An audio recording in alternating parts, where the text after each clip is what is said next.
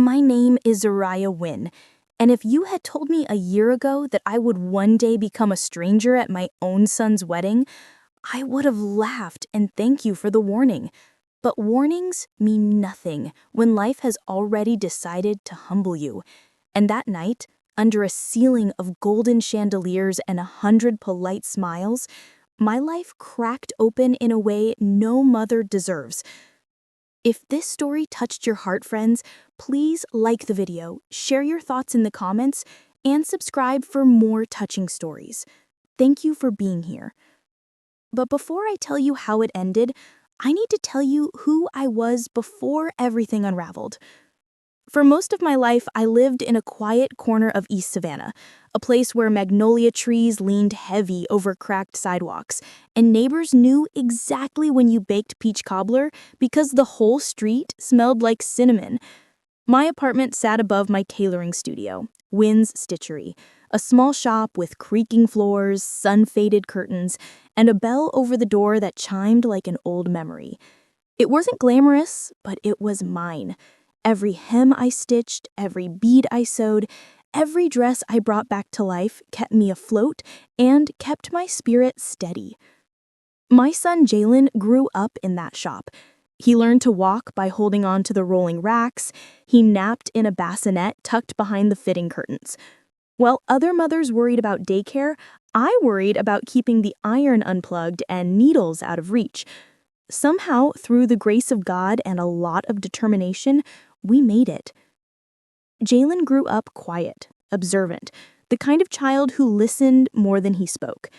He was gentle, too gentle sometimes, always wanting to protect me, always making promises no child should feel responsible for. "Mama," he once told me at 8 years old, "when I'm rich, you won't ever work again." I laughed and kissed his forehead. "Baby, working is part of how I breathe." But deep inside, I let myself believe him, just a little. When Jalen got into Georgia State University studying hospitality management, I thought we had turned a corner. He was the first Wynn to get that far academically. And when he graduated, landed a managerial job at a luxury resort, and moved into a modern apartment overlooking the river, I thought, perhaps foolishly, that my sacrifices had finally borne fruit. Then he met Alina Caldwell. She was the kind of woman who moved like a breeze across marble floors. Quiet, polished, and raised in a world where dinner parties required seating charts. Her family owned Caldwell Estates, a regional chain of boutique hotels and B&Bs. Old money, quiet money, the kind that could silence a scandal before it had time to even breathe. The first time Jalen brought her to my shop, she wore a charcoal pantsuit and diamond studs that glimmered like tiny stars. "Mrs. Wynn," she said politely, "I've heard so much about you." I smiled, but something in her eyes unnerved me. They were kind, yes, but studying, like she was quietly assessing where I fit into the new architecture of her life. I told myself I was being sensitive, protective, a mother overthinking. But the unease didn't leave, and it grew worse the day she said, casually, "Jalen mentioned you might like to relocate to somewhere more comfortable once we're married. I'd be happy to help arrange that." Relocate, a word wrapped in silk but sharp as a blade. As if I were a piece of furniture. As if I were in the way. I laughed it off, swallowed the sting, and pretended not to see the shift happening right under my feet. Only I'd known then that this was the first tremor before the real earthquake. Because 3 months later, I would discover something about Alina's family, something so devastating, so dangerous, that it would turn my son's wedding into a battlefield, and I would be forced to choose: protect my only child or expose a truth that could destroy him. I wish I could tell you that the unease faded, that Alina warmed to me, that her family embraced Jalen without hesitation, but some truths don't dissolve with time. They sharpen. I remember the first time I was invited to the Caldwell home.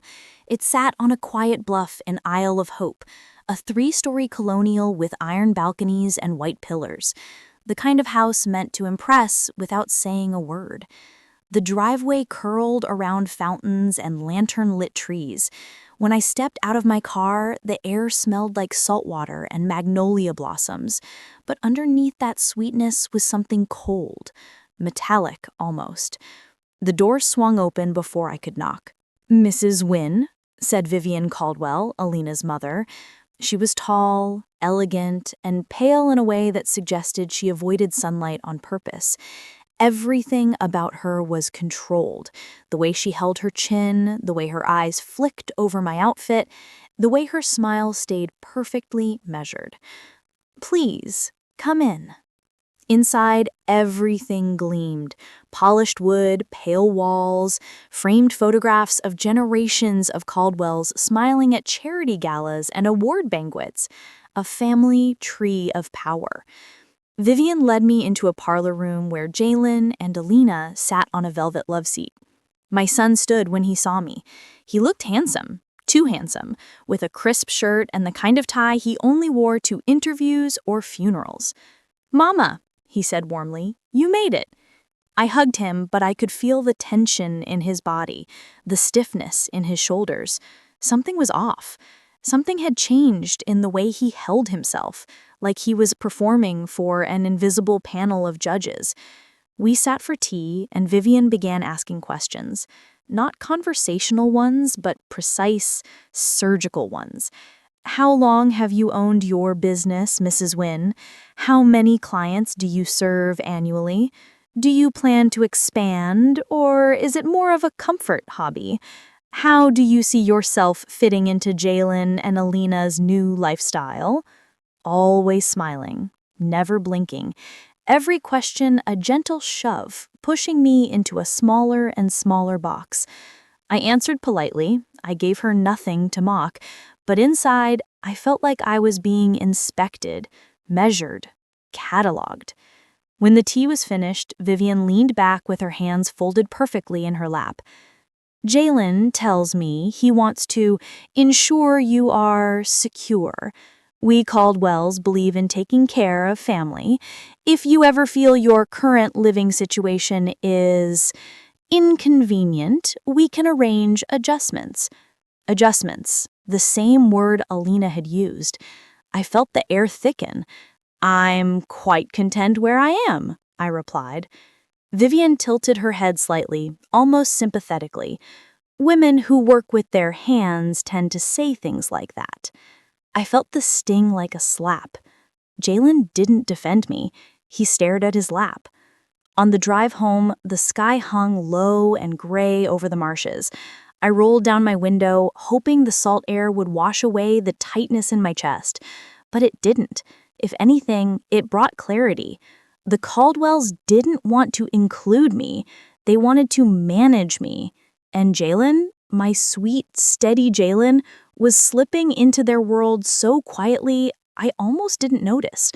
Almost. Because the real shift happened 2 weeks later. I had just finished hemming a gown when someone slipped an envelope under the shop door. No name, no return address. Inside, a single sheet of paper. "There is something you need to know before the wedding." And beneath the sentence, an address.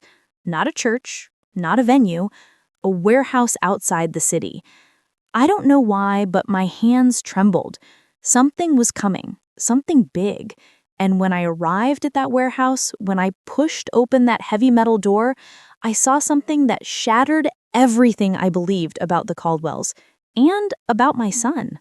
The warehouse sat at the edge of an abandoned industrial park on the outskirts of Savannah, half swallowed by kudzu and silence, the kind of place where secrets could rot for years without anyone noticing.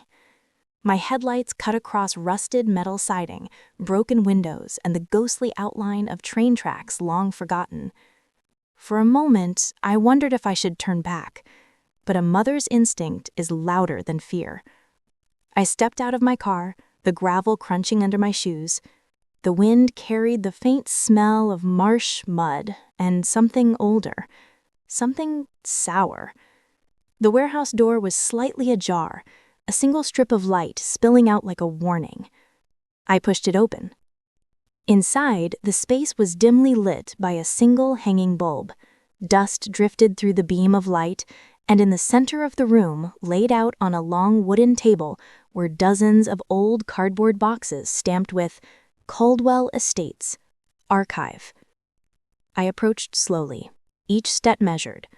Someone wanted me to see this. I lifted the lid of the nearest box.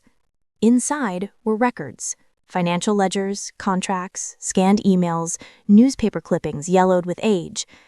But what caught my eye were the photos, dozens of them, held together by a rubber band. I slipped the band off. My breath froze. The photographs showed burned-down houses, flooded rooms, collapsed porches, and in every image, always off to the side, always pretending not to pose, stood Vivian's husband, Charles Caldwell, smiling faintly. And next to each photo, tucked carefully, were insurance payout documents. I flipped through more boxes, more photos, more accidents, more payouts. But the dates overlapped with family tragedies I vaguely remember hearing about. A cousin's dying house fire, a neighbor's storm-damaged B&B, a friend's restaurant explosion. Every file pointed to one conclusion. The Caldwell empire wasn't built on business success. It was built on destruction. And Charles had orchestrated it all. My hands shook so hard I had to steady myself on the table. The Caldwells weren't just wealthy. They were careful, methodical, criminal. I dug deeper, pulling out another stack of photos. Newer ones. These ones shocked me even more, not because of the disasters, but because of the man standing beside Charles. Jalen. My son. In the first photo, Jalen stood next to a boarded-up storefront, pointing at the damage like he was inspecting it. In the second, he helped Charles lift a charred beam. In the third, he and Charles shook hands outside an insurance office, both smiling. I stepped back, the room spinning. No, that couldn't be right. Jalen couldn't be part of this. My son wasn't corrupt. He wasn't cruel. He wasn't... A sudden sound snapped me out of my thoughts. A footstep. Slow. Deliberate. Heavy. I turned. A figure stood in the doorway. My heart lodged in my throat. It wasn't Charles, and it wasn't Vivian. It was Alina. She stepped inside, letting the warehouse door slam shut behind her. Her heels clicked softly against the concrete as she approached, her face unreadable. "You weren't supposed to find this," she said quietly. I swallowed hard. "Then why leave the envelope?" "Because," she whispered, stopping just a few feet away, "I needed you to see what kind of man you raised." I stared at her, searching her expression. "What are you talking about?" Alina exhaled, her eyes glassy but cold. "My father didn't corrupt Jalen." She paused. Jalen approached him first. The air collapsed around me. "No," she said. "Yes, your son didn't stumble into this. He wanted in." My knees almost buckled. Alina watched me with a strange mixture of pity and bitterness. "There's more," she said, voice trembling slightly. "Something you really need to know before you decide what to do next." She reached into her purse and pulled out a small flash drive. She held it out to me, but didn't let go immediately. "What's on this?" she said softly. "Will change everything. You thought you knew about Jalen, and about the wedding. And if you don't act fast, someone you love is going to get hurt before the ceremony even begins." I didn't take the flash drive right away. My fingers hovered in the air, trembling, as if touching it would confirm every fear filling my lungs with ice. Alina held it steady. Not with cruelty, but with a somber patience that told me she had been carrying this weight far longer than she wanted to. "Take it," she said softly. I did. The metal felt heavier than it should have. "Why are you showing me this? Why not go to the police? Why not tell someone in your own family?" A bitter smile touched her lips. "Because my family already knows. Or they pretend not to, and the ones who do care are too afraid to cross my father. The man you think is a gentleman is capable of things you don't want written on your soul." Her voice cracked. Not much, but enough to reveal the truth. She was afraid. Afraid of her father, afraid of her mother, afraid of what would happen if she remained silent. "Then why Jalen?" I asked. "Why involve him? He's not built for this world." Alina looked at me for a long time, eyes shining in the dim warehouse light. "You really don't know your son, do you?" My heart tightened. "Explain." She stepped back, leaned against the table, and let out a long breath. Jalen came to Caldwell Estates not because he wanted a job. He came because he wanted access, connections, influence. He told my father, in his own words, that he was done being average, that he wanted the kind of life only families like ours could give. Every word felt like a small blade cutting me open. "No," I whispered. "He's not like that." "He is now," she replied gently. "He let ambition hollow him out. Your son didn't fall into my father's schemes. He volunteered." My chest rose and fell too fast. "Why tell me all this now?" "Because something's going to happen at the wedding, and if you don't do something, the wrong person will pay for it." Cold fear shot through me. "What's going to happen?"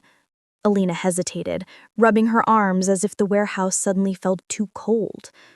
"My father is planning one last accident, a fire, small enough to be contained, big enough to trigger a multi-million-dollar claim.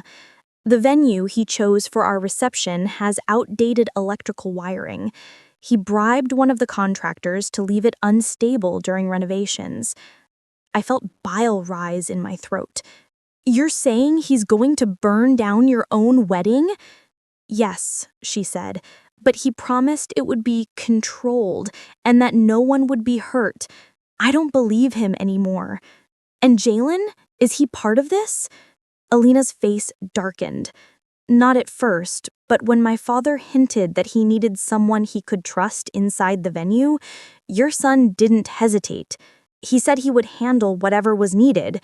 My vision blurred around the edges. "He wouldn't. He couldn't. Not my Jalen." Alina's eyes softened. "There's more on the flash drive. Emails, audio, security footage, everything." The warehouse suddenly felt too small, too thick with secrets. "What do you want me to do?" I asked. She shook her head. "You're his mother. I figured you'd know what to do better than anyone else." I didn't feel like a mother in that moment. I felt like a woman standing at the edge of a cliff, watching her child walk toward a fall he didn't even see. Before I could gather my thoughts, Alina's phone buzzed. She looked at the screen, and her face drained of all color. "Oh God," she whispered. "What is it?" I asked. She shoved the phone into my hands. It was a text message from an unknown number. "She knows. Take care of her." Alina's voice broke. "It's from my father, and he's not talking about me." The realization hit me like a punch to the chest, because at that very moment, I wasn't worried about myself. I was worried about who else Charles Caldwell thought needed to be taken care of, and why he believed they had to die before the wedding. For a long moment, I couldn't hear anything except the thudding of my own heartbeat. The warehouse felt like it was tilting, the floor shifting beneath me as if the entire world had narrowed to that one sentence glowing on Alina's phone. "She knows. Take care of her." My name wasn't on it, but the target didn't have to be named for me to understand. "Who else would he mean?" I whispered. Alina swallowed hard. "My father doesn't send warnings. He sends instructions. If he thought I was a threat, he would have sent something different, something final." The cold in her voice told me she wasn't exaggerating. "So if it's not you," I said, my throat tightening, "then who?" Alina looked away, toward the boxes, toward the evidence, toward the life she'd been born into but never chose to inherit. Her silence said everything she didn't want to speak aloud. "Jalen," I whispered. She nodded slowly. "He's the only loose thread, and you just discovered the whole tapestry. My father doesn't tolerate loose ends." A tremor ran through me, not fear, but something sharper, something ancient, the instinct of a mother who knows danger is circling her child. "I need to find him." I already moving toward the door. "Zariah, wait!" Alina grabbed my arm. "You can't just walk into this without a plan. My father has eyes everywhere. People who work for him, people who owe him. You don't know where Jalen is or who he's with." I shook her off, though gently. "I don't need a plan. I need my son." Alina stepped in front of me, blocking the path.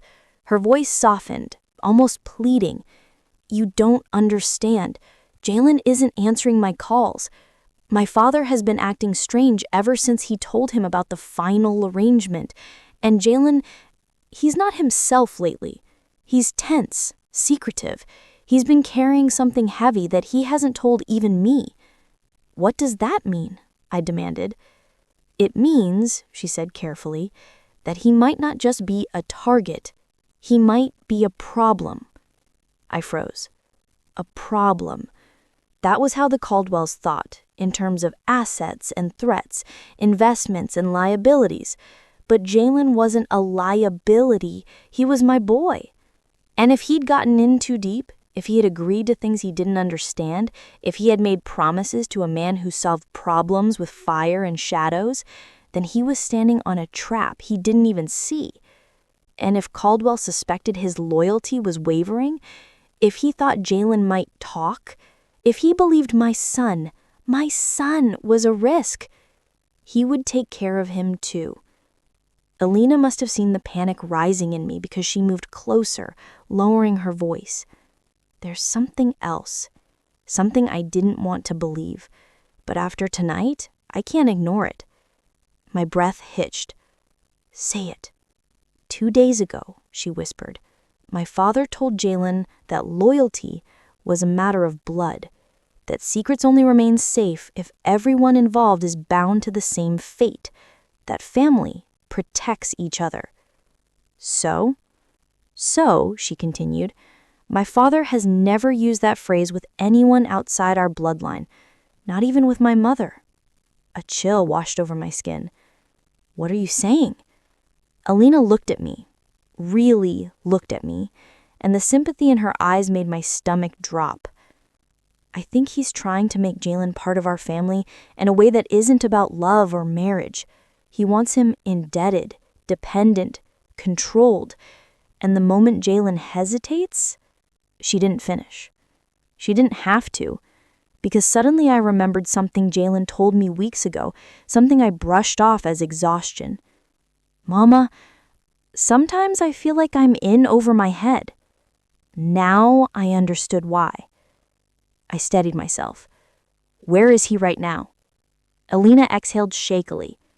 "If Charles followed his usual pattern, he'll want to speak to Jalen before the rehearsal dinner tonight, which means..." I didn't let her finish. I was already running. "Zariah, wait!" But I didn't stop, because the rehearsal dinner was at the Caldwells' private riverfront lodge. Remote, heavily wooded, soundproofed, a perfect place for a conversation no one was meant to overhear. And as I sped toward that lodge, one single thought beat in my chest like a warning drum. If I didn't reach Jalen in time, the next time I saw my son might be too late. The road to the Caldwells' riverfront lodge wound through a dense stretch of pines and cypress. the kind of forest that swallowed sound and turned headlights into thin, trembling lines of white. As I drove, my hands clenched the steering wheel so tightly my knuckles went pale. Every shadow looked like danger. Every gust of wind felt like a warning. I kept hearing Alina's voice. If Charles followed his usual pattern, he'll want to speak to Jalen. The lodge is isolated. Isolated. That word drilled itself into my chest. I turned off the main road, following the narrow gravel path that led to the clearing. Moonlight shimmered over the river beyond the trees, casting the water in a cold silver glow. I cut the headlights before I reached the end of the drive, an old instinct from growing up in neighborhoods where you learn to move quietly when danger lurked. The lodge stood ahead like a black silhouette, its wraparound porch lit by only a single lantern. The air smelled of cedar, smoke, and something metallic underneath. I stepped out of the car, listening. Nothing but river, nothing but wind, nothing but my own pulse. I crept up the porch steps, pressing an ear to the wall. Faint voices drifted from inside. Tones, not words. One was Charles, deep, calm, dangerous. The other was Jalen, softer, shaky. My heart slammed so hard I thought the boards might tremble beneath me. I moved along the side of the lodge until I reached a window with a narrow gap in the curtains. I peeked through. Inside, the living room glowed with firelight. Charles sat comfortably in a leather chair, one leg crossed over the other, swirling a glass of whiskey in his hand. He looked like a man discussing stock prices, not life or death schemes. Jalen stood across from him, shoulders stiff, jaw clenched. His tie was loose, his hair messy. He looked tired, conflicted, nothing like the polished young man he'd been trying to become. Charles's lips moved again. I leaned closer, straining to read them. Loyalty, proven. Jalen shook his head, fast, anxious. Don't want, involved. Charles leaned forward, the fire casting shadows across his sharp features. Too late, you agreed. Consequences. My stomach twisted into knots. Jalen wasn't a villain. He was a boy trying to escape the ceiling life had put over him. And Charles, calculating, manipulative Charles, had found the perfect crack to exploit. I edged closer to the window, desperate to hear more. Suddenly, Charles stood. He moved toward my son slowly, like a man approaching prey. You're hesitating. That's dangerous. Jalen stepped back. I didn't know it would go this far. I thought it was business, not whatever this is. Charles chuckled softly. Everything is business.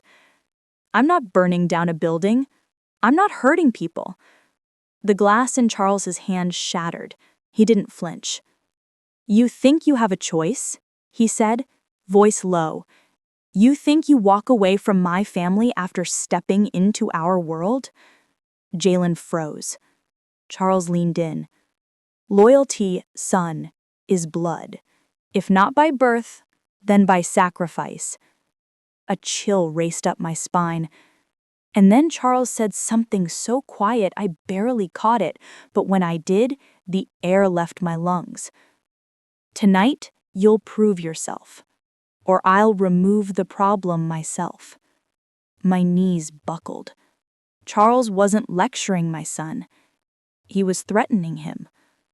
I reached for my phone to call Alina, maybe even the police, but before I could dial, headlights appeared at the far end of the clearing. Another car.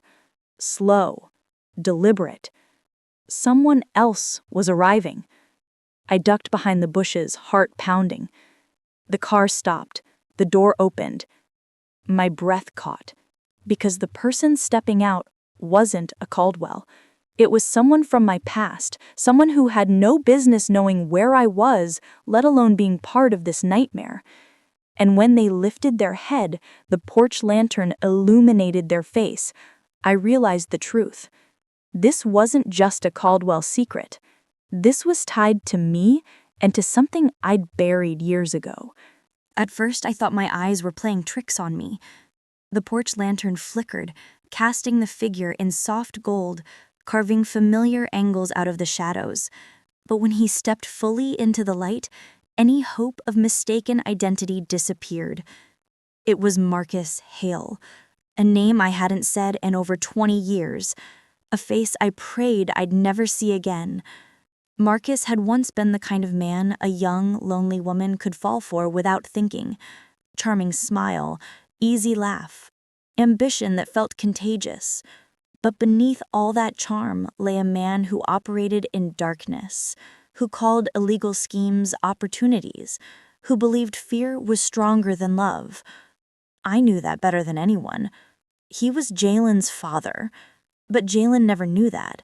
I'd kept that truth buried to protect him, because Marcus wasn't the type of man you co-parent with. He was the kind you escape from and pray never finds the trail. And yet here he was, stepping out of a sleek black sedan like he belonged in Charles Caldwell's world. My world tilted. Marcus walked up the porch steps with a confidence that made my stomach twist. He didn't knock. He simply opened the door and stepped inside, as if he'd been expected. I pressed closer to the window, every muscle tight. Inside, Charles's face shifted from irritation to recognition. "Marcus," Charles said, wiping blood from his hand where the glass had cut him. "You're late." Marcus shouldered out of his jacket, revealing the same casual swagger I remembered, and the same coldness in his eyes. "Traffic," he said, as if the world hadn't just split open. Jalen looked between them, confusion tightening his expression. "You two know each other?" Charles chuckled. "We've worked together longer than you've been alive."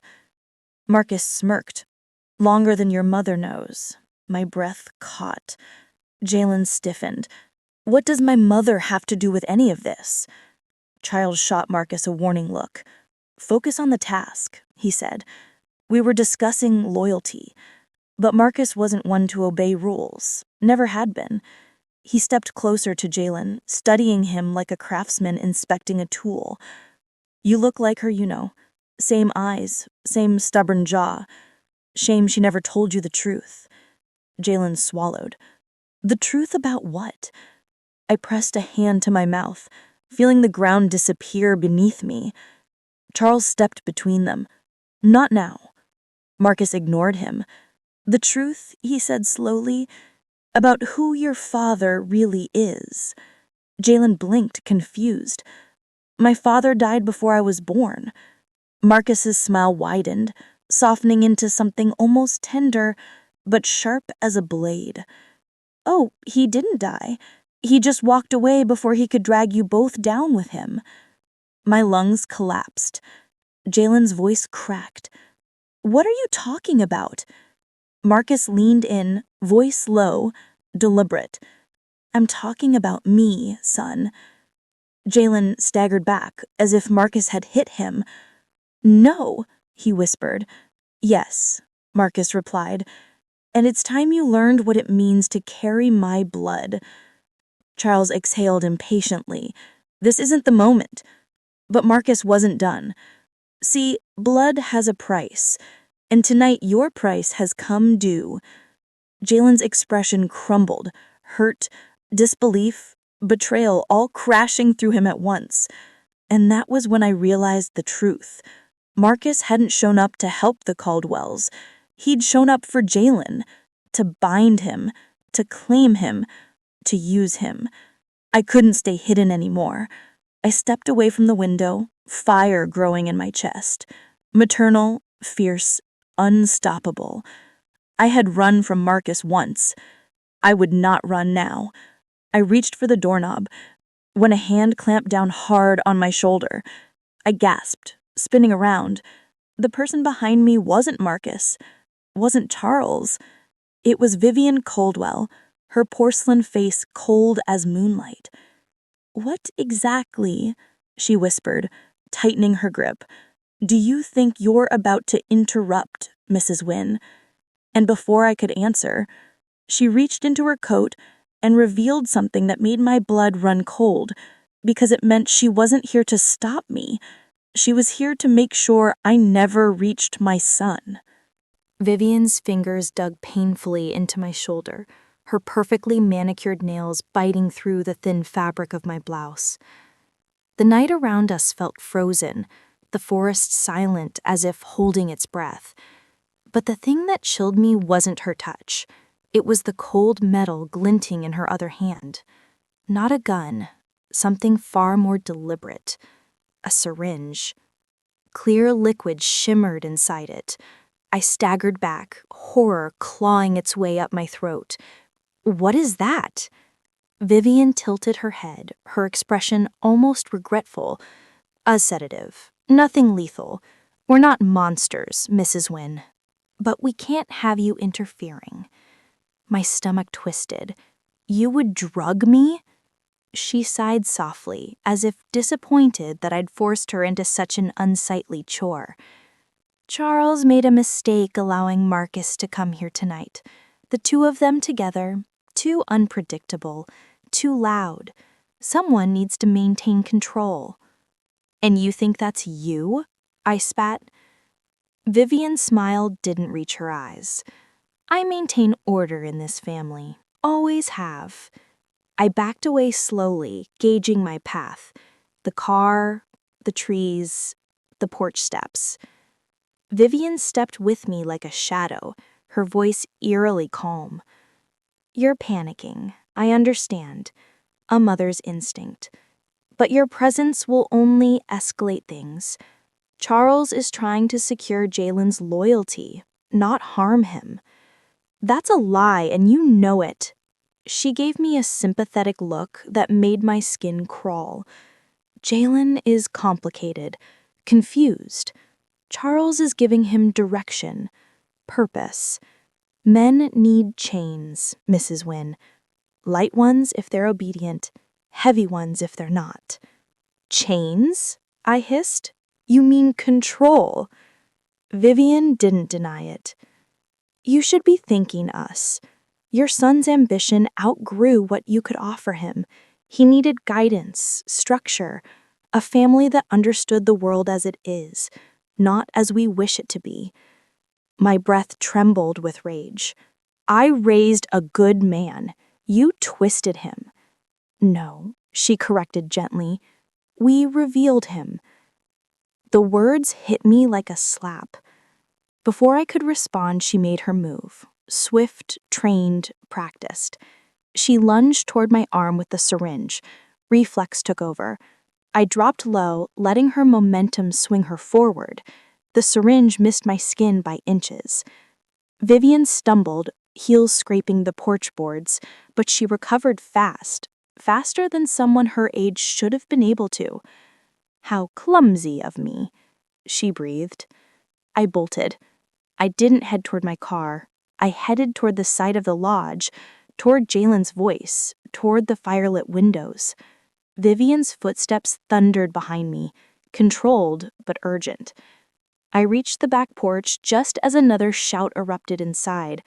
Not Charles, not Marcus. Jalen. Raw. Terrified. Breaking. I ran to the nearest back window and looked in. Jalen was no longer standing. He was backed against the wall, breathing hard, eyes wide open with shock. Marcus towered over him, and Charles stood off to the side, as if supervising an initiation. But it wasn't the men that froze my blood. It was what lay on the table between them. A stack of documents, a contract, a silver lighter, and a set of keys. The keys to the wedding venue. Oh, God! Charles was making him choose obedience or destruction, blood or betrayal. Vivian grabbed me from behind, yanking me backward. I twisted, driving my elbow into her ribs. She gasped, the syringe clattering to the deck. I kicked it into the bushes. Inside, Marcus's voice rose, furious and commanding. "Light it, boy. Show us who you are." I turned toward the door. Vivian lunged, but I threw the weight of my body into the door handle and burst into the lodge. The heat of the fireplace, the smell of smoke, the tension of 3 predators circling my son, it all hit me at once. "Jalen!" I screamed. All 3 men snapped their heads toward me. My son's eyes widened. "Mama!" Vivian stormed in behind me, and Marcus' smile curved into something cruel and satisfied. Well, the family's finally all here. And in that terrible instant, caught between 3 dangerous men and the son I might lose forever, I realized something. Someone in this room was about to do something irreversible, and I didn't know if I could stop it. For a heartbeat, the entire room froze, firelight flickering across the tense geometry of 4 broken lives colliding in one terrible moment. Charles stood rigid, posture sharp as a razor. Marcus hovered near the table like a wolf waiting for the kill. Vivian's breath hissed through her teeth behind me, and Jalen? My sweet boy looked like he was drowning while still standing upright. "Mama," he whispered, voice cracking as though it had never broken before, "you're not supposed to be here." I had no choice. Neither do you. Charles exhaled through his nose, irritated. This is becoming theatrical. Vivian stepped forward, smoothing her hair as if the past 5 minutes hadn't turned her into a predator. "Zariah, you're making this harder than it needs to be." Marcus chuckled. "Hard is good. Hard makes the lesson stick." My skin crawled. Jalen looked like he might collapse. His hands trembled near the lighter on the table. Sweat gathered at his temples. Fear and shame warred in his expression. "Don't touch it," I said softly. Marcus's smile thinned. "Boy, if you don't finish what you started." "He didn't start anything," I snapped. Marcus turned toward me slowly, his eyes darkening with an old familiar hunger for control. "You always did rewrite reality to fit your comfort. That's why you ran." "I ran to save him," I said, stepping between Marcus and my son. "And I'll do it again." Charles's voice cut through the air like broken glass. "This is not your decision to make. It's not yours either," I said, my voice steady despite the storm inside me. "Jalen is not your blood, not your investment, not your puppet." Marcus stepped closer. "He's mine, Zariah. Every flaw, every strength. I'm the one who gave him that fire in his gut." "That fire," I whispered, "has only ever burned him." Something in Jalen shifted at those words. His shoulders straightened, his breath steadied, his gaze lifted, not at Charles, not at Marcus, but at me. "Mama," he whispered, "is it true?" My heart cracked. "Yes," I said softly, "but the kind of man you become is your choice, not his, never his." Marcus scoffed. "Tell him the rest. Tell him how you kept him from me. Tell him how you stole." "Stole?" I snapped. "You were dangerous. You wanted him to be your soldier, your mirror. You think that was love?" Marcus lunged a step forward. Charles raised his hand, commanding, irritated. "Enough," Charles said. "Jalen, you either move forward with us or you walk away without protection." Protection? The word tasted like poison. Jalen looked down at the lighter. His fingers twitched once, twice. The room held its breath. Then slowly he closed his hand, not around the lighter, but into a fist. "I'm done," he said quietly. "I'm not burning anything. I'm not hurting anyone, and I'm not joining either of you." Marcus's face darkened in a way that made my hands instinctively rise in front of Jalen. Charles stiffened, calculating. "You understand what you're choosing?" Charles asked. "Yes," Jalen said. "I'm choosing to leave." Marcus took a single predatory step toward him, but I was faster. I stepped directly into Marcus's path, my voice low, steady, unshakable. "You will not touch him."